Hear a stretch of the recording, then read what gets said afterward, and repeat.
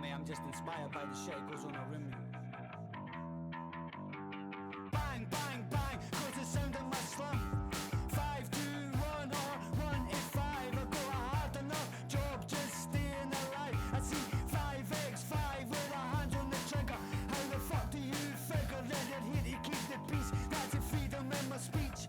Dying for a gram and a land in a hard to reach. Dying for a gram and a land in a hard to reach.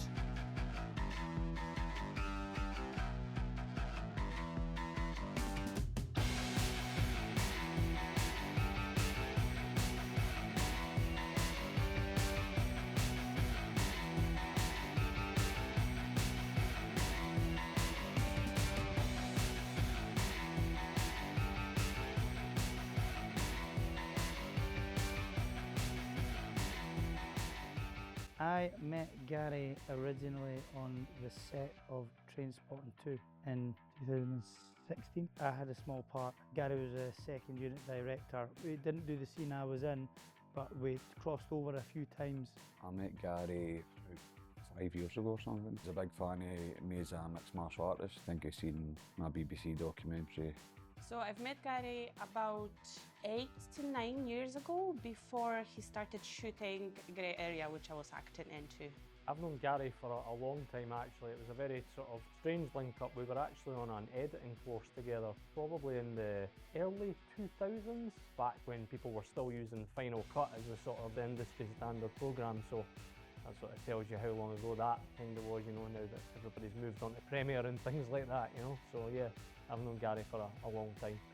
So I read about Gary in an article about this guy who had come from rehab and then gone to Edinburgh's Telford College, as it was at the time, and he made a film which he then sold to Stockton Prison for £800, I think it was. So I was like, I want to go there, I want to go to that college, I want to study that course, and maybe I could sell a film too. That's how I met Gary. He was a couple of years ahead of me, but then he kept coming into the class when I was there, and he would borrow mics and stuff. I then very slowly started working on his early student project. I basically started kind of learning how to do sound at the same time he was learning to direct. So yeah, we kind of started our journeys together. And then here we are 15 years later, and we're working together again. So we met the Gary at the Hanuman Thai boxing gym, we're training together. Yeah, so I auditioned for the Grey Area. I can't even think how long ago that was, about 10 years ago, maybe 8 years ago.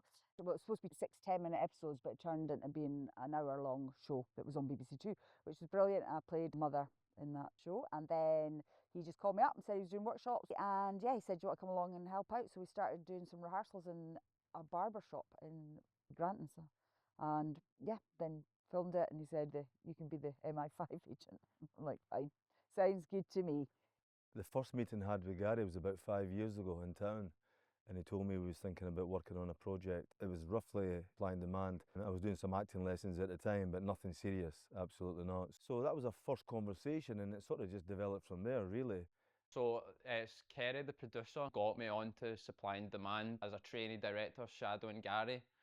So I was fortunate enough to come along to the set, and you know, like as you'll see, you know, like there's plenty of great moments in the set as a whole, and yeah, I'm just learning a lot from Gary and just seeing how he works and seeing how a professional set works, to be honest. It's enthralling actually. I work with a criminal justice charity called Cisco. They do with recovery in prisons and that. They'd informed me, I messaged Gary, and then Gary messaged me back the next day and got me involved. For me, it was like on a Facebook advert. He works in the film business and he's quite good pals with Gary. And that's how I got my bit in here. So I did. How's you getting? my uncle works for a youth group, and he knows Gary, and when it came up he put my name forward. What's your... For me it was my brother-in-law. He saw the Facebook advert and he just sent me it, and I just went for it. I've been in the funeral scene before. My mum knows Gary, so I seen it through Facebook and I just applied, yeah. I saw the first part. I said to Gary, look, if you need any tough motherfuckers, we can help you out, like in the second part. So that's why the Gary get back to us. Yeah, rest of the story, yeah, we just enjoy to be part in it too. I wanted to be in movies for a while now, and I had my dad ask him a few questions to see if I can get myself into the movie. Yeah, I just reached out to Gary through Instagram, and I saw his post about like needing help for a movie, so I just reach out to him. Basically, Gary just reached out to me through social media. He says, look, I've got a part for you. I think you'd be good at it. And I came through and started doing his workshop in Muirhouse in Edinburgh. And ever since then, just kind of kicked on with it and grew quite closely with Gary. And that was a long time ago now. A few goes at it, so it's good to see it all coming together now. I wasn't in touch with Gary for quite a long time because of my life circumstances. And then I just popped into him in one of the shops and he asked me if I'm free to do another shoots and filming. So how I actually got involved with Supply and Demand in sort of one of its earlier incarnations was I was actually filming it. But it started to become quite apparent that I think the project was a lot bigger and Gary had bigger ambitions than I was kind of able to deliver. So I was very happy to take a step back for the sort of good of the project. And fast forward however many years later, and here we are on my final day of filming, you know. About 2020, he got in touch and he asked if he wanted to do a bit of training. So I was like, yeah, come down, do a bit of training. And then he just sort of started a script for this idea that he had Supply and Demand. I had a small part playing a guy called Stevie Johnson. There was another guy who was playing the original Frank. There was a different guy doing that. And the first workshop was me, guy Tony, who was cast as Frank, and Gary in Gary's house. There was like 3 people. And then I think Mark, who plays Frank's on-screen brother TJ, was there, and then Ben was there as well, who's his mate in it. And then there was a couple of girls who were cast in it originally. There was no DOP, it was just Gary, and he had a handheld camera. I can't remember what he was doing for sound. And then yeah, and it was that was the first workshop, and it's come a fucking long way.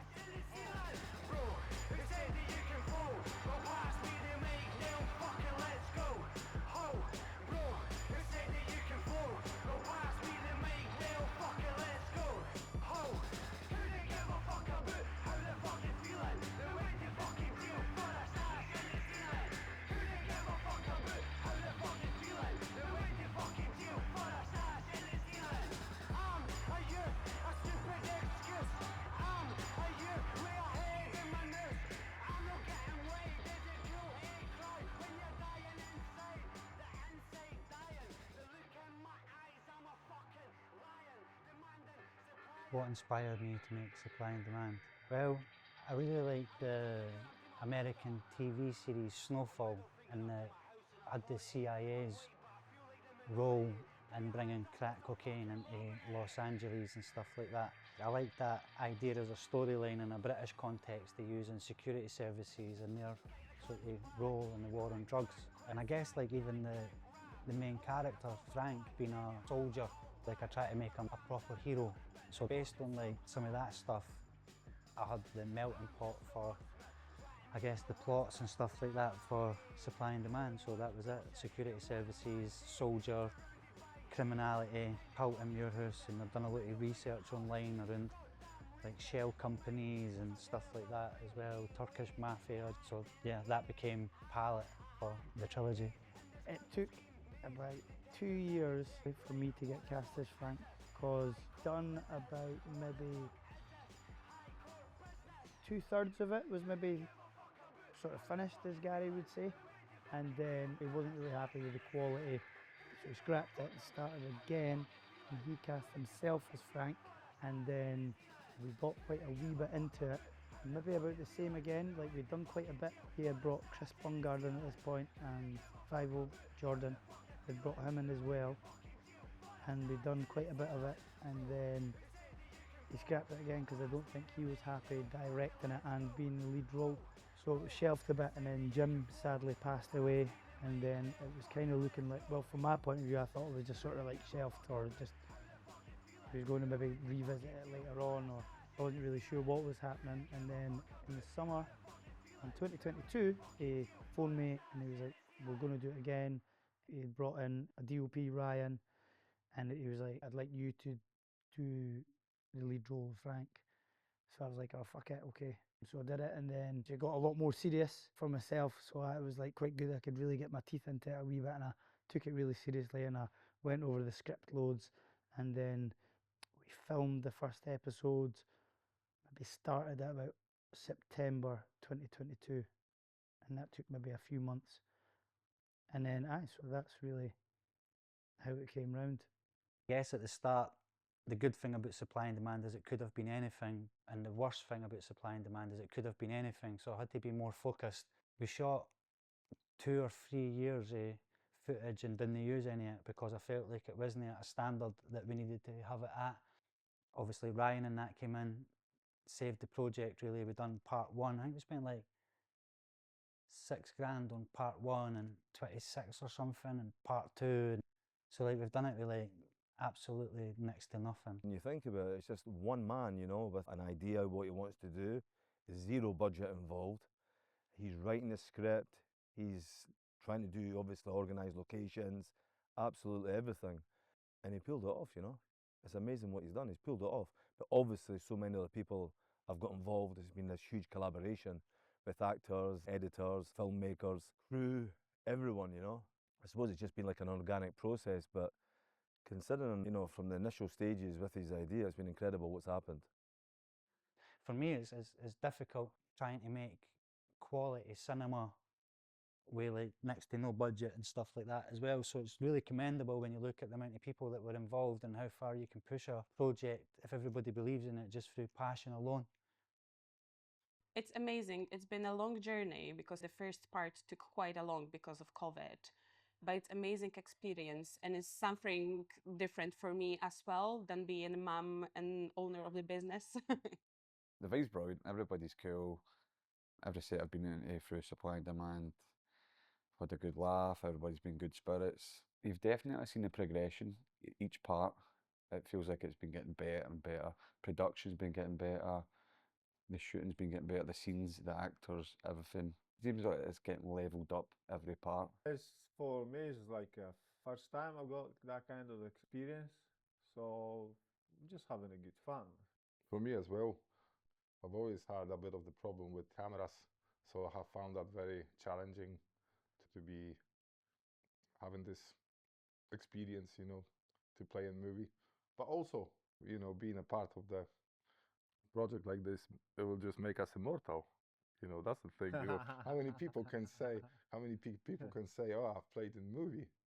You know, so that was the thing which I have liked about it the most. And also, we both, well, we've got the mirror. I don't know, I'll speak for myself. I've got a mirror in my house, so I know exactly how do I look like. You know, sometimes if I'm tired, people will just take another path just to avoid my path, you know. So I knew that I will be suitable for the role I was playing, and the role was the psychopath. I just loved it. Everybody's really passionate. People give up their time to work on it. Everyone's very professional, given that it's like very little budget, and he gets some great locations. He's got some great people involved in it, and I mean the end product's always brilliant. I mean it's just great. Really fun. It's amazing. It's amazing. Oh my God. Like, honestly, my first day on set was, it was just the best, honestly. Like, you know, coming, you know, meeting the police, you know, like just all the things that have happened on the set. You know, like the first day I was on the set, James, he was playing the Ouija. He got arrested because we were obviously on the set and, you know, like we had a knife involved. So like that was like, it was so good. And then like after that, I was like, yeah, this is where I belong. We were filming the last time a couple of weeks ago for the chase scene, and someone's phoned the police because we had a knife, and basically the police came up and arrested me. They took me to the police station. I get out an hour later. Yeah, like working with Gary, I've met lots of interesting characters who I've become friends with, who were either actors or crew, you know, over the years. So it's a nice community family that, you know, he's got working with him. And, you know, it doesn't matter how much Gary's paying me, I always say yes because I just enjoy working with him. And, you know, we've become good friends over the years. I'll always have a great time working with Gary because one thing I would say about the team and the cast is that people are very real and very genuine. Like I always have a lot of fun filming on sets because, as a lot of the audience may or may not know, it's a kind of mix of, I guess, people who have acted before and maybe some people who haven't acted before. And what I think that brings is like a really genuine environment to work in, one that's very comfortable and one that I think sort of delivers very unique results. Class. Yeah, brilliant. Oh, No, yeah, absolutely yeah. tremendous, man. Yeah. Love it. Out of this world. It's a good learning curve. Good experience, good bit of fun. It's been quite a good relationship I've had with Gary because I was originally teaching him boxing. I was training maybe once, twice a week. He was teaching me acting, so I would have him in the gym training And then we'd also talk about acting, and it's been good because I've been teaching him something and he's been teaching me something. So I think that makes for a really good relationship because we've had a positive impact on each other's lives. Yeah, I mean, Gary's great. He's an old mate. He's just very collaborative and very open in his style and his approach anyway. I don't have to suss him out, basically. You're not arriving on the set cold and trying to get a relationship with somebody because you know them, you know what they're like, you know that you can have a bit of input there. So he kind of brings that on. He wants people to sort of express themselves, which is fabulous. Gary shows you it from a different angle and a different view, goes into more depth of it, and then you can kind of appreciate how much he cares about making films. And when I start watching movies after talking to Gary about certain scenes and that, you kind of break down scenes differently through his eyes, and now you start to appreciate acting more and background and setting and dialogue and stuff like that. So I think it's his raw passion for the industry. He's an inspiration to guys like myself, been in trouble in prisons and stuff like that, and they want to make their way in acting. He's an inspiration, yeah. Really good. It's class doing movies with him. Yeah, he's real good. Nice guy. He's straight to the point and he's really good with directing everything, getting everything organised, which makes everything easier. Professionalism. And he's not like fixed to his idea, which is nice. He lets us kind of put our ideas and like create a thing that's all of us have made, not just him being a dictator, which is lovely. You don't see that with a lot of directors. He listens to people. He is very into people's life, into people's tragedies. He's a very good listener and people trust him. Oh, it's the best, honestly. Like Gary's like the first proper director I've like actually shadowed. I mean, I've been on sets with other directors, obviously, but Gary's like actually gives me time. You know, he makes you feel important. Everything is just part of the team. It's great. Gary's like, it's the best. He's doing a great job, yeah. I'm really surprised. He's like a very professional, and I didn't expect that, to be honest. I thought it would be like a more amateur stuff, but it's very professional, everything. So Yeah. yeah, it's good. It's good. Yeah, he does the thing, you know, like he repeats this, and he's not really judging the scenes as well. You know, it is like it's a good experience to see how the director is actually performing. You know, and It's a good experience to watch this. Like you would never thought how much work have to be done, like in filming. You know, like a one scene sometimes takes all But it took us day. several hours last time, Yeah, mate. in the second part, the first scene we've done like 7 hours, so that's a hard work, like as well. So. Well, he's very authentic. He's very much himself.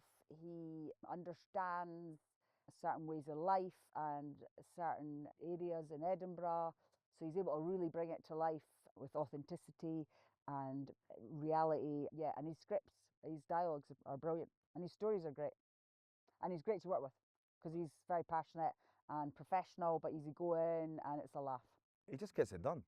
See, any time you want to pull off something and there's no money involved, it's almost like Mission Impossible. And everybody always tells you this. You can't do this, can't do that. But Gary just, it's not necessarily even finds a way. He just does it anyway. And it always works out. And I think it's a strategy for life as well.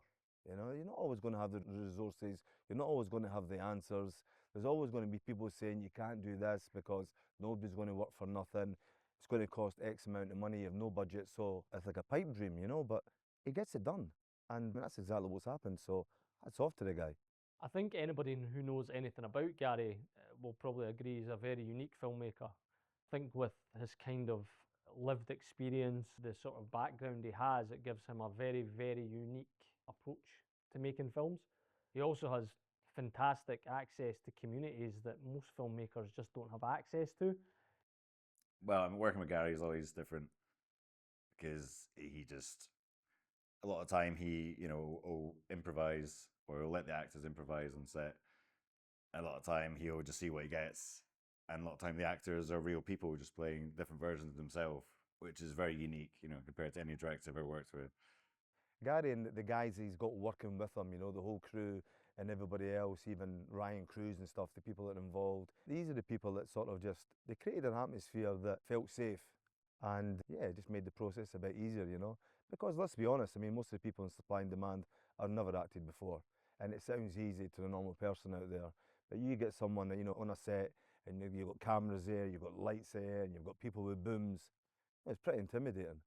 Well, that's why the workshops are so important, because sometimes somebody can give you a performance, but they can't do it consistently. So like my job is to take them, when I see that they're able to give me a performance, something emotional in front of the camera, my job is to take them and teach them screen acting, which is like having the spatial awareness of where the camera is, understanding what shots are, like what size a shot is, a two shot, an over the shoulder, a long shot, a medium shot, etc. So like if they start understanding that, but then they also hear the lingo, like when I'm saying sound, camera, okay, and the count of three, action. So like the things that you do on set, like the terminologies and stuff like that, if you start introducing all that in the workshops, they don't freeze. So like when you're working with the non-actors, usually the first takes are the best takes, and then they start acting. So like it's very important where you put the camera for the first takes, because they're probably going to be your best ones. So there's no point being on over the shoulder or a wide shot. The eyes are the window to the soul, so you want to be able to capture that stuff very like fast as well. So teaching all them how to act for screen, how not to act for theatre, for example. It's not a play, so like how to make sure that people who are classically trained don't come in and do that. So we want to do like the Gaff Media Academy, which is an acting academy, try to provide free spaces for people from low incomes for them to partake in acting, so there's no financial barrier into them learning to act. I know Gary from my Muay Thai gym, Hanuman in Edinburgh. So I met him a year ago, and I was into acting. You know, I've studied acting. So when I found out it was raising these funds for this academy, the Garry Fraser Academy, I decided to join. You know, just to see how Gary was, like on a personal perspective, also on his director skills. I was interested, so I decided to join, and here I met Callum. I think that was a good choice. I actually have a friend who's a full-time actor, and it was something he came across, I believe it was on Facebook, and he recommended I give it a try. Well, I mainly got involved just through my mom knowing Gary. I got in from just finding the workshop and just going to it, I guess. It's been an amazing experience. Like, Gary's an amazing director. It's really easy to work with, just makes it more fun. Yeah, I can also say the same. It's really nice. It's a lot more hands-on than anything else.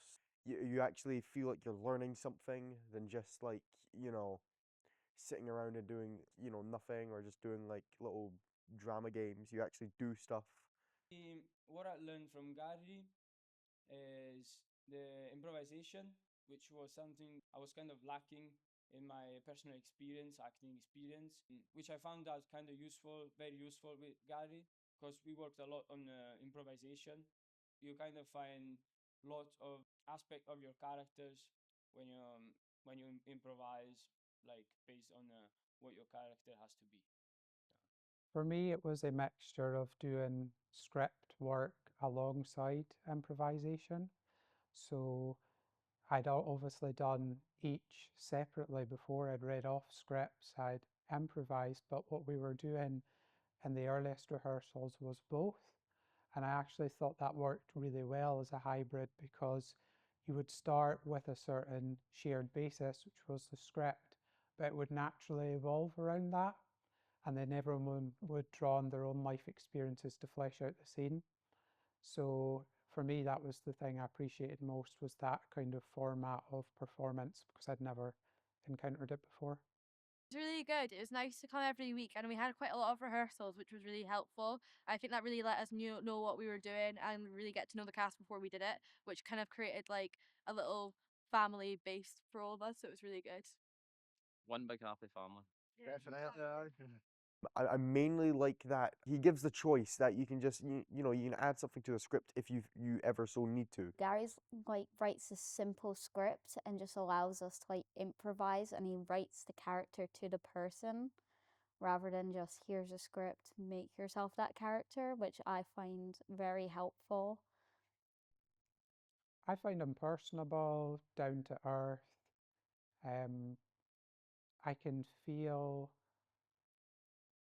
the drive he has as well, which I think rubs off on the staff, because when I come in, I know he's not going to hold any punches. He likes to dig into the depths of what's going on, the real gritty stuff, and I think that's what I can see in the script. You know, there's themes of substance abuse, there's themes of crime, especially amongst the youth. So I like that he doesn't beat around the bush. He goes for the real gritty, meaty stuff, and I think that makes for good drama personally.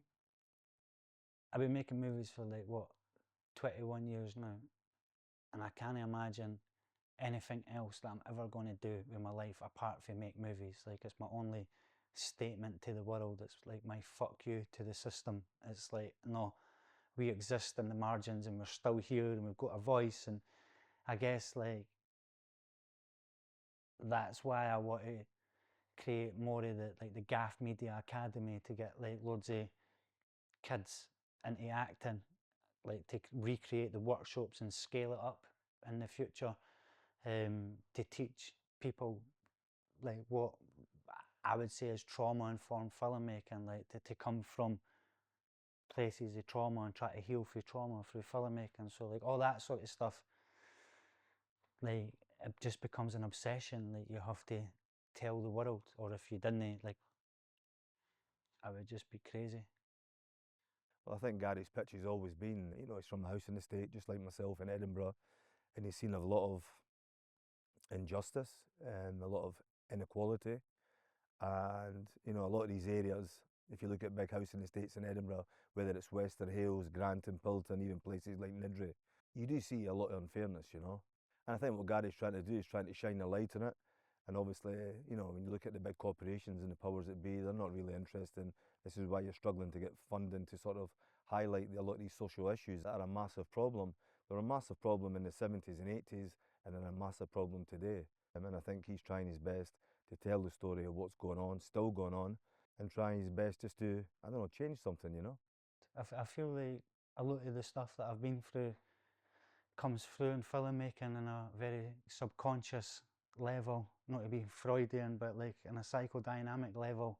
I feel like there's a subconscious element to the screenwriting that comes through, and particularly, I guess it's well documented, I've been through a lot of trauma and stuff like that, and also successfully dealt with trauma, so like it has to come through in the films as well. You know, Charlie, he's not the main character, you know, Frank's the main character, but like I just love the Charlie character and what he is, you know. And like for me, seeing Chris Bungard kicking the cell door in the prison, or seeing Phil being vulnerable and really a powerful emotional performance for Phil as Frank, Mark as TJ, the wee guys on the surrounds getting slashed, petrol bombings, like all the stuff that's there, that's no conscious from me. Like that's not me sitting there trying to write like that. That's me just sort of sitting there writing, and that's what comes out. Because if you see what goes on around us all, that's pretty much the basis of some people's reality.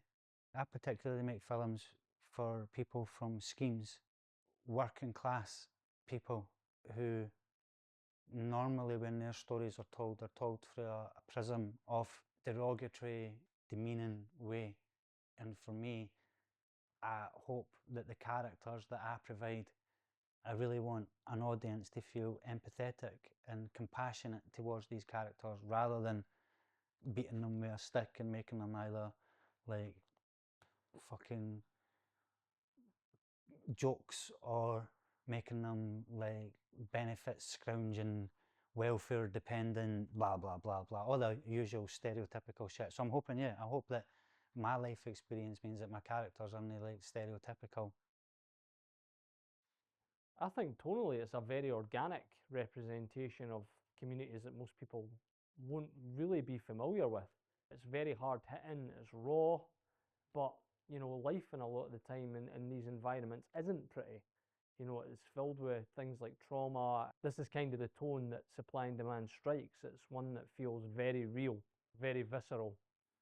You've got the gritty crime scene, got a bit of comic value, the drug scene, violence, always alive for the streets, especially like the streets of Edinburgh can also relate to like a lot of the locations where they're filmed, and then you just see it through Gary's eyes as well. But I think he's sprinkling a lot of different things in it as well, bringing in like non-actors who've got different backgrounds and maybe like martial arts and stuff like that. So I think he's putting his own wee touch to it, which makes it unique in its own way.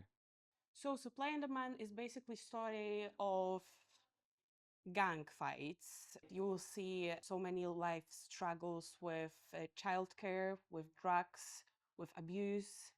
It's a heavy drama, but showing the real life of Edinburgh, like underground life. People not really talking about, because we're mostly talking about the wars and like big stuff you can see in the news, but no one's talking about people who are addicted or they're part of the gang and it's hard for them to quit or it's impossible to quit.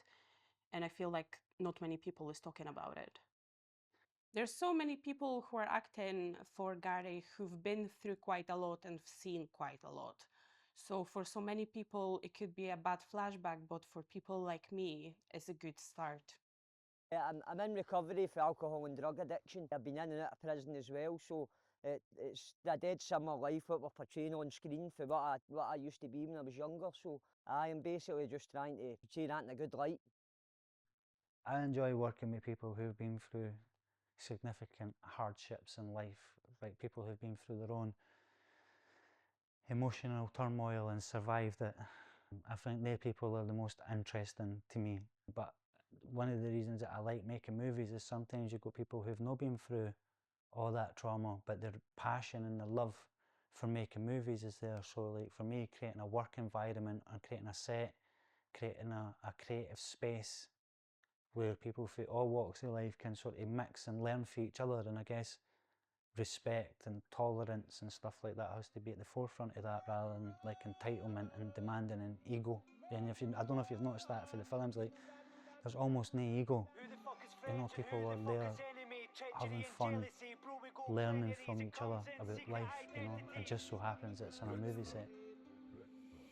Scheme, educated, couldn't give a fuck about a TED talk. Welcome to the scheme, we're the riding for the headshot. People like Paul pop pills cause it ease the pain. The druggie making a killing, I was chilling with some villains, we was sitting in the sunshine. Welcome to the scheme, see the rise of the gun crime. Life gets so exciting until they hand out indictment. Solitary confinement, see where my rhyme went. Listen to the beat, it's a real scheme party. 8 PM and the stabbing started. One's for the money and two's for the show. What the fuck do you know when you're bro? It's done with a copperable, constable unstoppable. Hospital visits in the middle of the night. Chapping at the door and it's giving you a fright. Alf, it used to be cool with us and then he started bullying us. Of course we kept our tooling us. Lifestyle peculiar, mindset edgy. Killed them, murdered them, the numbers run 18, 19, 20, that's plenty odd year. But the pain don't stop here. Excuse me, I'm a poet for these council scheme slums. Supply and Demand has been amazing for me for a few different reasons. So when I was younger, I was really creative. I would be lead in a lot of the plays and stuff at school. I was very creative. I loved acting, I loved singing. I think I was in the school opera at one point. I loved singing, dancing, anything performing. And then like, you finish primary school, you go into high school, and that creative side kind of gets sort of squashed a wee bit by social pressures, I think, trying to fit in with your pals, and you become a bit more reluctant to put your head above the parapet. You don't want to be the guy standing out, maybe, unless it's for something really cool, but a lot of the time drama and that isn't that cool when you're at school. So I feel like that creative side of me got squashed, and then after I started boxing, I sort of got involved in acting things on the side. Like there would maybe be, so like there's actually a documentary that's just getting released just now that I was in 2011, and it's like I'm just playing a boxer in the background. So the film's about Ken Buchanan, the famous world champion from Edinburgh. I played the sort of young him in the background, and then so like there was cameras and stuff at the gym, and this stuff would happen, and we'd done a few video productions for big events that we would do, and we would, before the boxing would start, we'd have the production, and I'd be a bit of sort of like acting, just small things, like little skits almost, and I would do a lot of them. So I feel like because I had been boxing, I was a bit older, I was a bit more comfortable with myself, and I think I sort of like had more confidence to do creative stuff and be in front of a camera. And then Trainspotting was just sort of like a one-off, do you know what I mean? And that finished, and I thought about, oh, maybe I'll sort of chase this acting, maybe I'll do something, but I never really did it. And then I've met Gary, and then Supply and Demand has given me a chance to really feed that creative side of me, that kid that wanted to be all singing and dancing and wanted to be like the lead role, and like I love performing and I still love performing. I feel it's been amazing because I've been able to connect with that side of myself again, which is amazing because like I think reverting back to the things you like as a kid and things you do as a kid's quite good for your soul. And it's just really like playing anyway, isn't it? It's like make believe, using your imagination. Yeah, and that's so I think it's been amazing in that sense. And now I feel like an actual actor. I've got the confidence to go out and act and do whatever now.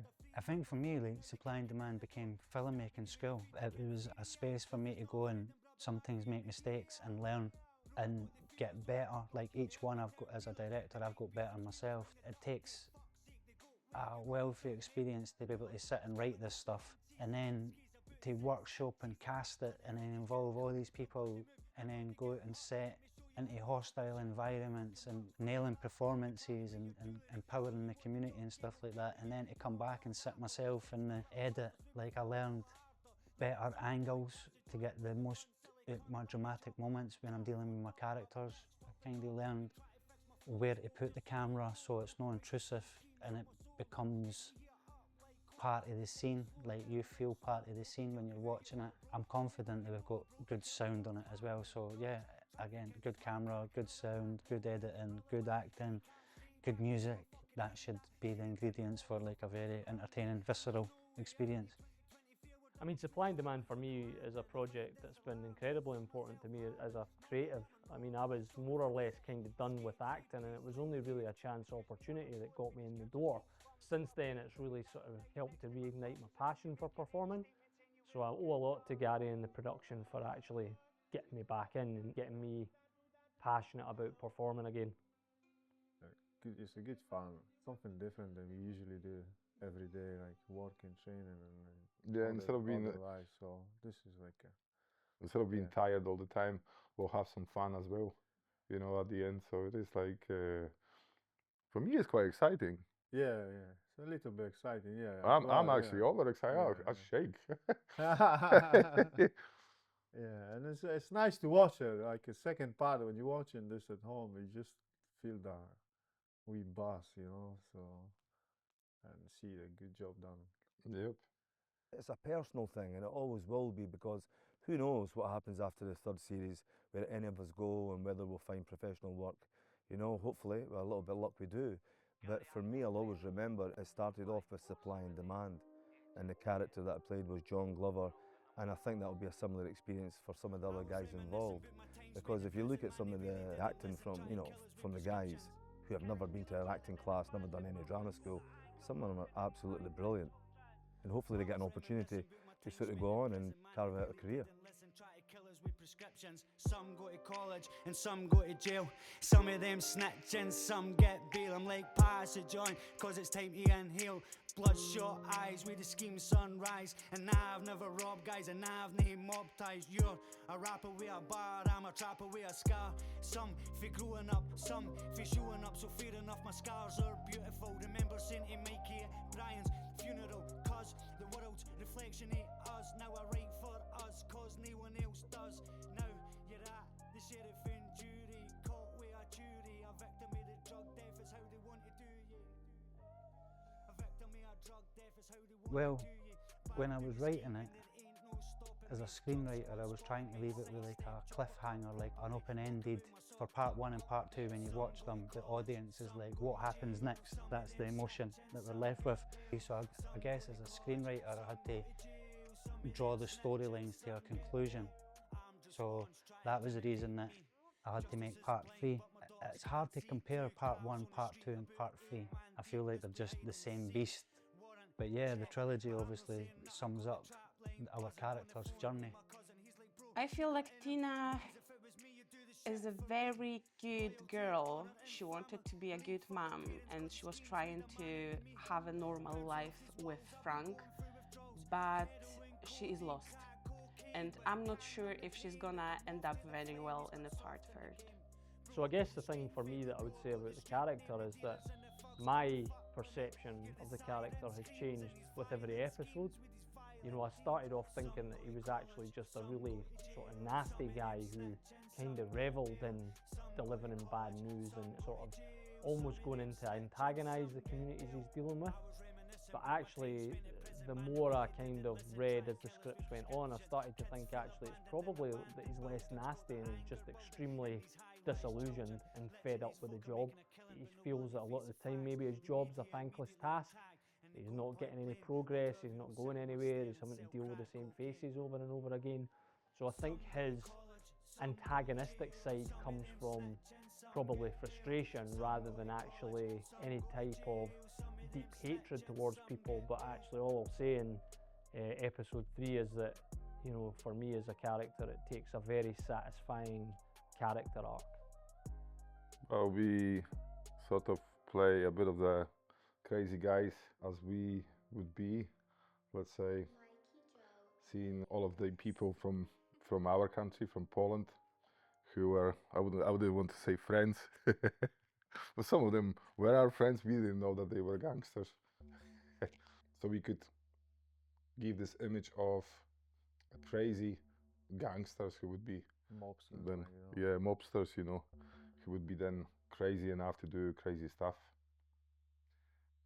It's been an interesting journey with this character because there is a dark side to him, but I've always felt like he's had a bit more of a handle than some of the other characters like Felix and Michaela.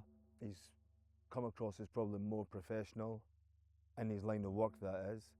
But in this episode, you see the cracks appearing and you see another side to him, a dark side, a more sinister side. And I think, hopefully, it comes across that you see that conflict in that person, you know. They have that side in them, but it's subdued. You try and obviously be professional. And I think that's a metaphor about life as well, isn't it? We've all got good and bad in us. For me as an actor, it's been good to show that side of him. So Michaela Watts, I play as an MI5 agent. Myself and John Glover have been tasked with basically trying to get hold of this tape that some powerful people are not going to be happy if it gets out into the public arena. And in the third episode, I start to realise what's really gone on, and I start to question who these people are and why am I on their side and who are the baddies in all of this.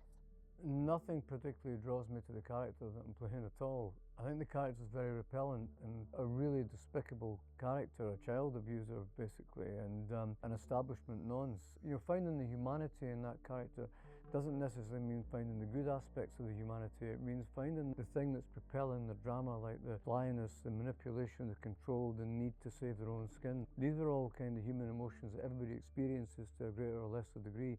So you have to try and tap into those, and that presents a challenge of its own. You don't really need to be able to connect with a character and what they do, but you need to be able to connect with the situation of jeopardy they find themselves in to hopefully try and give the piece a little bit of a dramatic edge. I think with acting, if you want to learn a wee bit about acting, you should learn about social sciences, not so much learning to act. And I think if you understand human nature, for me, the relationship between Charlie and his dad, like when we see Charlie as quite a sad figure in prison, going through his mental health and his medication and stuff like that as well. But like, I'm hoping by showing his relationship with his dad that you can really take on like a very sensitive storyline where masculinity is getting passed on from the father to the son. So when he says never let the bastards see your tears, when Johnny says that to him, I think that there is like, I've heard that before from grown men talking to their son, and I think if somebody can't cry, they then become a bit of a nut job, really, if they can't allow themselves to be that vulnerable. So I thought that was dead interesting between the characters, between Charlie and Charlie's dad. I think he was a bit psychotic, but obviously in this part you see why, because it cuts back to like when he's a child and what his father done to him and stuff like that. So I think it's full circle really with Charlie, but you can see why. But I just I like the chaos that Charlie brings and the power and the psychotic behaviour at times, his wee twitches. I like that the best, and I think once you see how it ends for him, then it's kind of like full circle. Well, it's always interesting to have a bit of a journey, that awful word. Yeah, so you're not just playing the same emotion, the same angle the whole time. Really looking forward to me waking up myself, kind of getting flashbacks and on my knees and screaming for my medication. I feel like that's got to probably be my best scene in the full trilogy because I'm showing a bit of weakness and maybe my character's supposed to be this tough villain, leader, gang leader, but there I'm in myself. I've got nobody and apart from my thoughts, and I think that's a place I've spent a lot of time personally with my own thoughts, and I'm looking forward to kind of part into that and see how good I can make it. I'm really looking forward to what we're filming tonight. If you look at the backdrop, the castle, you know, especially with the drone footage, I think visually on film, on the screen, it'll look spectacular. I think the first scene, like seeing Frank in the jail, because it's quite a long time Tina and Frank haven't seen each other. So I'm looking forward to that meeting. Yeah, there is one. I don't want to. I'm not going to say what it is, but I think when people see it, they'll know the moment is where he realizes that, you know, his journey in the career he has chosen isn't going to go the way he thinks it is. So the more that I've done, the less I enjoy actually watching it. I'm looking forward to watching everybody else's bit in it. And I've got a scene at the end that's really difficult. And I don't want to watch it.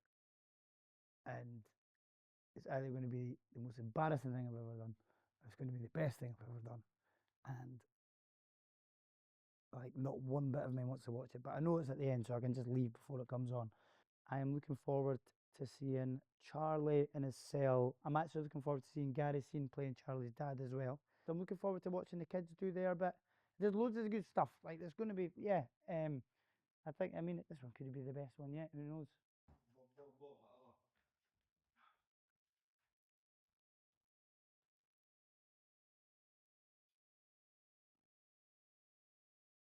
What is that?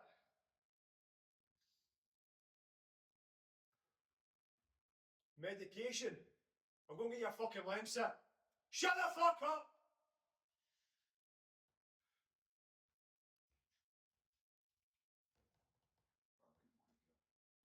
Brilliant. Charlie's gone. Try it now. What would you know? You campsite. I'm not staying with gypsies. No. Fuck. I'm not staying with. Back in the room. What's the capital of Poland? Western Hales. Fuck's sake.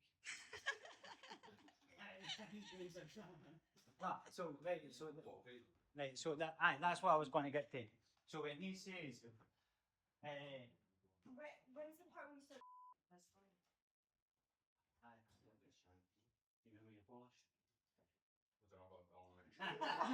Don't let me straight up dry on now. Good! I fucking hate this school! Come back! He doesn't know what he's grab by the family. I don't know what to grab her in the rehearsal. I mean, I would grab her, but I don't. I'm just like, right. It's not looking like you've got enough points. I'm really sorry. There's nothing for you guys just now. Sorry to be the bearer of bad news, but there's nothing we can do. But did you mark us down as a couple with a nephew? Oh, so you have a young child? Oh. 7. Oh, and you two are together? Oh, well, that might make a little bit of a difference, yeah. Yeah, hold on a second, I'm just going to see what that'll do. Hold on. Wait, won't you? Just over it. Sinds das war. Spierdal. Je wil gewoon een spierdal. Sinds was das war spierdal. Zal lovers tip you guys were loving. Come on. Would you like the good news? I've just got you a wee 2-bedroom house in Pilton. There you go. You'll be all happy, your wee family and that. Oh, lovely. That's made me happy now. Made me much, much better. Thank you, guys. Thank you. Should I say something? After the second part, I had a chat with Gary, and I told him that it would be really, really nice for me to play someone who would be in some kind of comedy, or else that if he ever filmed any comedy, if he could come back to me, because I would like to play something which would be funny. Yeah, I not found kill it, anyone, you know, in this part. yeah. So he just then at least surprised me with this, you know. Well, you've seen, yeah, so it's Yeah. like, But we also might say that this world is full of political correctness nowadays, you know, and we need to know. I see it in such way that the more fun we can take out of it, the less damaging it becomes to the society. And also, if we really wanted to be whoever we wanted to be, like for instance, if Christian would change his sexual preference, I wouldn't mind at all. I wouldn't mind at all. a cut. Warzone, job done, strefa wojny ostro. Dealer na półpiętrze, ćwiczył to rzemiosło. Od kiedy pamiętam, przez ulicę prosto. Chyba że 3/4, wyjebał z winta pozdro. Z fartem, strefa wojny ostro. Pięści nie wystarczą, zbrojone flaty od co? Biegasz tu bez sprzętu, bezbronny Jasiu wąs stąd. Chyba że na koncie, odbicie chcesz mieć wąsko. Nawet małolaty, zarobek ciągle non stop. Nie ma na czas stary, dziurawe nachy bonton. Nie umiał zachować, jebany zwykły ponton. Dmuchany latawiec, za dużo gadał mordo. Mordor, szare twarze ordo. To żaden porządek, bałagan, burdel, porno. Dzwonią telefony, trap house'y na okrągło. Wiadomość ze strefy, nazywanej Warzone. Życie na kredycie albo kurwa lecisz pod prąd. Szczupaka nie świruj, gdy jesteś zwykłą potką. Pierdolą 3 po 3, ufając marnym plotkom. Z sezamkowej gang, streamingi w stringach go go. Oh my god, did the casually walk with the samurai sword shouting fuck Favourite scene. Who the fuck is this? Calling 6 in the morning. I think the scene, some of them were good because it was so much fun being on set for the day. Like the scene that we'd done at Frank's dad's funeral in the first one was good because there was so many people on, it was like loads of people on set, and it was like everybody had a wee bit, and it was just a really good vibe and good fun that day. And there's a few days that were like that where it's like, listen, you're just having so much fun on set. But in terms of the best scene, I think the torture scene in the first one was quite fun to shoot.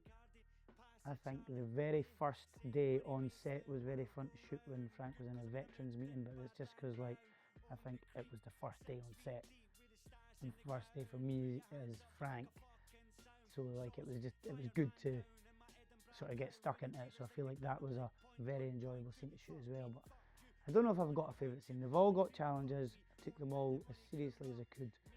I think the episode 2, the boxing ring scene, is visually it's stunning. It was a great scene, and it's probably one of the funnest as well because obviously Phil, who plays Frank, was screaming in the scene quite a lot, and one of the neighbours must have heard, and they must have called. Well, they did. They called the police. The police actually rocked up on site and thought someone was obviously being tortured or harmed, and then when they actually seen what was going on, they found it quite amusing themselves. Yeah, definitely my favourite moment. As I said, if you look at episode 2 and see that, you know, just how it was filmed is brilliant. I think my favourite scene in the entire trilogy was actually my first one that we filmed, and that was when I was getting to deliver TJ the news about his father dying in the project. It was a very short window of opportunity we had to film it because we were aiming for that kind of, I guess, golden hour-y kind of light down at the sort of beachfront. But I think that it's the first time that I'd done a scene with Mark, and his reaction was great. It's sort of the anger that he sort of displayed in me delivering the news sort of told me, I was like, yeah, I've got that delivery right, and that's the kind of tone I want to set for the character, someone who can be quite sort of nasty and deceitful towards, I guess, the communities that he's working in. I've been cut it off. They're not in the movie. All my favorite parts has been gone. So I can't really say anything about it. My favourite moments, there's been a few.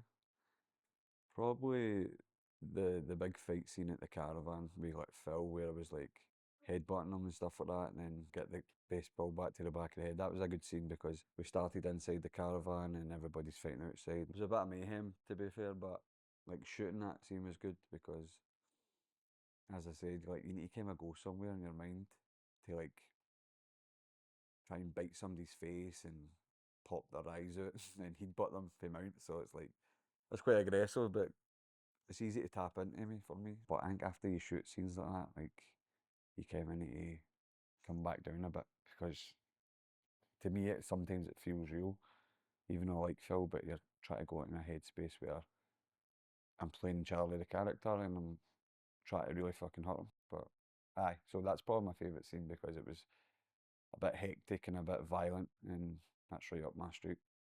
In that fight scene, they didn't use as much footage of me as they did Chris. They had a lot of times when Chris was getting his punches in and gouging my eyes, and Chris, it looked like it was a very one-sided fight, but there's a lot of takes there when I got a few punches into Chris that the editor didn't use. So I would have liked to have done more, but no, I'm joking. It was amazing to do all that. Like, whether I got to do that or not, I would have enjoyed it.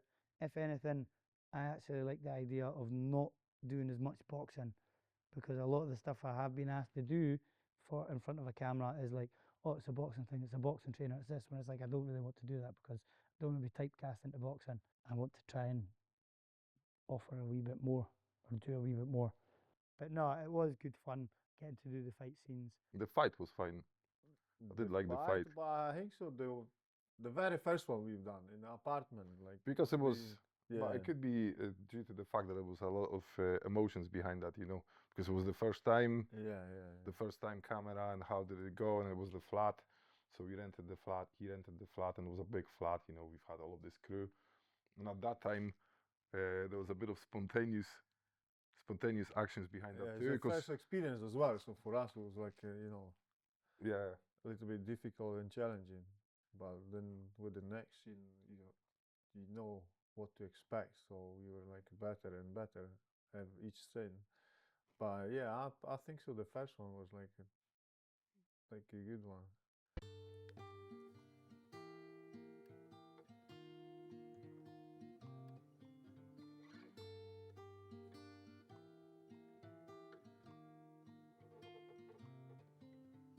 Last night I dreamt about you. I could see it on an old movie screen.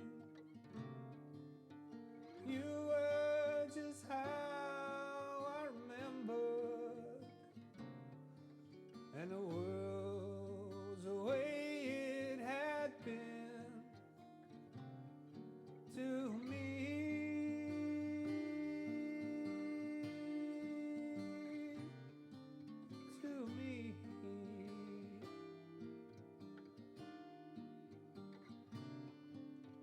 Lived in a world so perfect, had no right to exist. Now that I'm looking back at it, thinking how. Okay, roll 9, scene 5, shot 137, take 1. Action.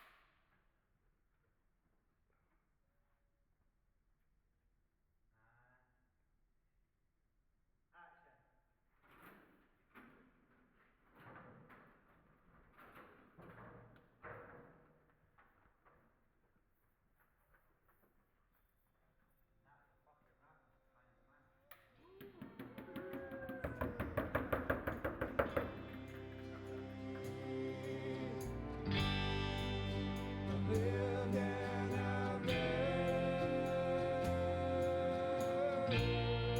that it's all live in me.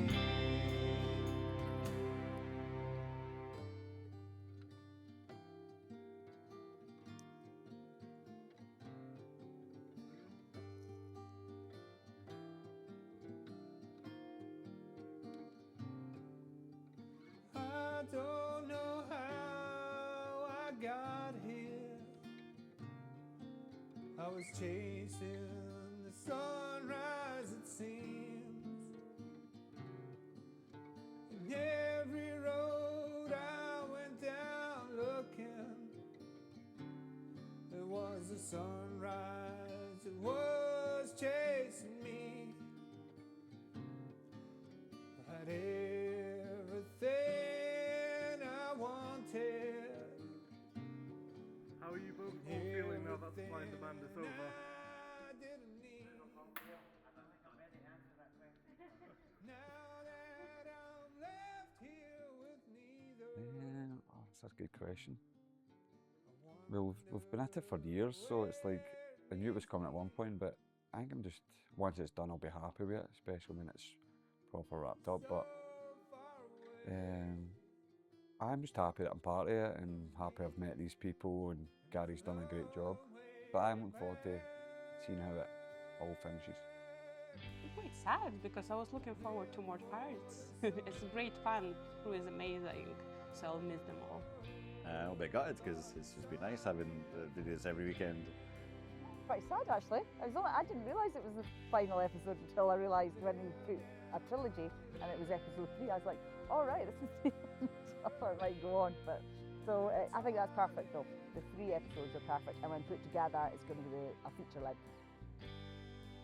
Well, mixed emotions. I think Gary's chosen, the right number, 3 episodes to film it, and then obviously he'll show it in festivals and try and generate funding. So I think Gary's hit the right number. But yeah, it's just the end of something, isn't it? The end of something.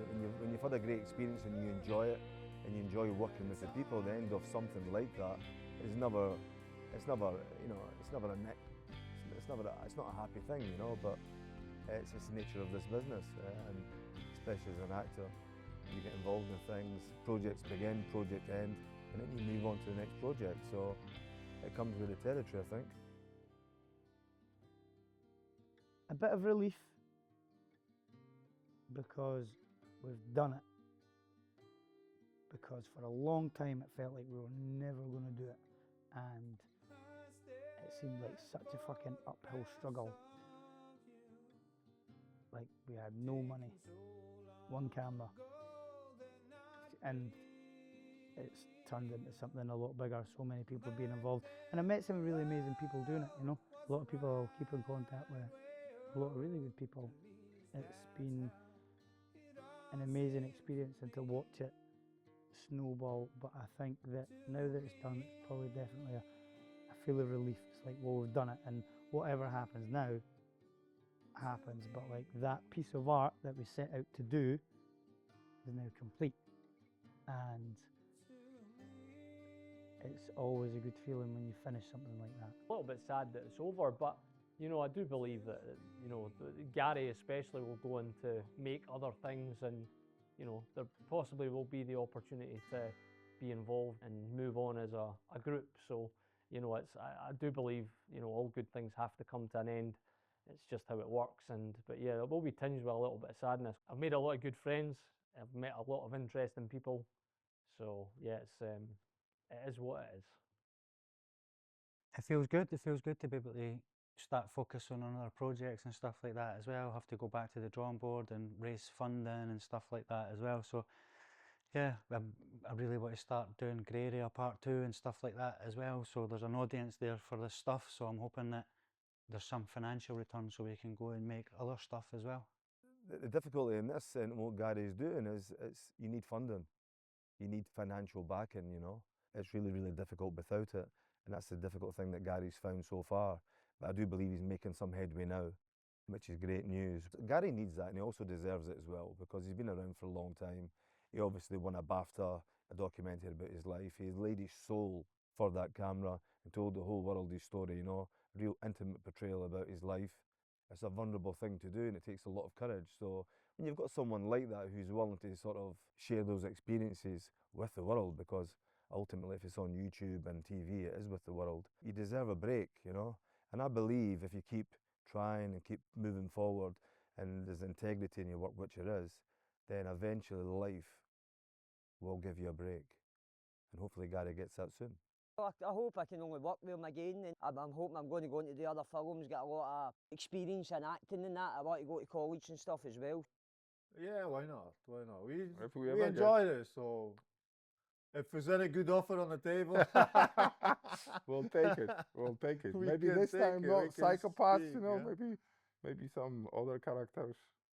Yeah. Well, maybe on the other hand, psychopaths isn't really that far away from our our real character, our real what do you say in English? No characters, but What? natures. Nature, yeah. Yeah, so yeah, sure, yeah, we can think about it next one. see Yeah, what we'll happens. definitely think about it when the offer comes. Well, I mean, I'm sure Gary will ask me to work on this next project, and if I'm free and available, I'll be here. I'm waiting for Gary's ideas. I'm leaving it for him. Well, I'm always here, Gary.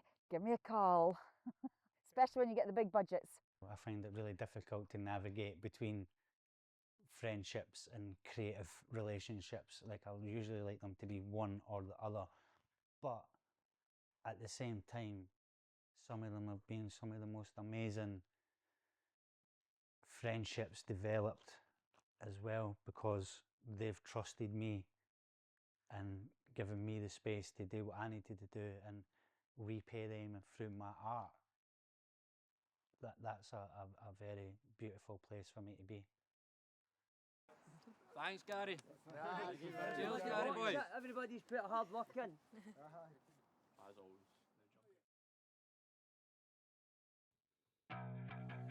Nah, mate, I'm just inspired by the shit that goes on around me.